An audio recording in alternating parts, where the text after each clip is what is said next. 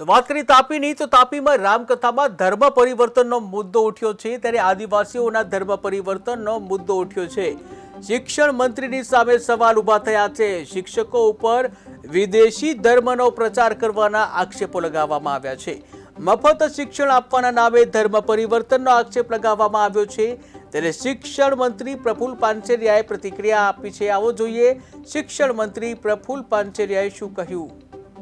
પૂજ્ય મોરારી બાપુની કથા લાખોની કરોડો લોકોના દિલ સુધી રામના એ ચરિત્રને પહોંચાડ્યું છે।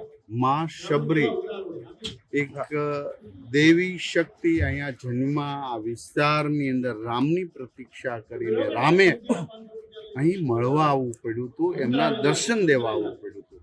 એ માં શબરીના આ પવિત્ર ધરતી પર આ જંગલ તમામ વિસ્તારની અંદર જ્યારે રામ પધાર્યા હતા ત્યારે આ સનાતન ભૂમિને હું કોટી કોટી વંદન કરું છું। કંઈક જગ્યાએ ક્ષતિ છે, ઘોડા પરિવારોને મૂળ સંસ્કૃતિમાંથી પોતાની સંસ્કૃતિમાં લઈ ગયા છે, એ જ પરિવારોને આ દિલની અંદર પાછા રામ પ્રજ્વલિત કરવા, એ એમના દિલની અંદર રામનું પ્રાગટ્ય કરવું, એ કથાનો મૂળ હેતુ છે।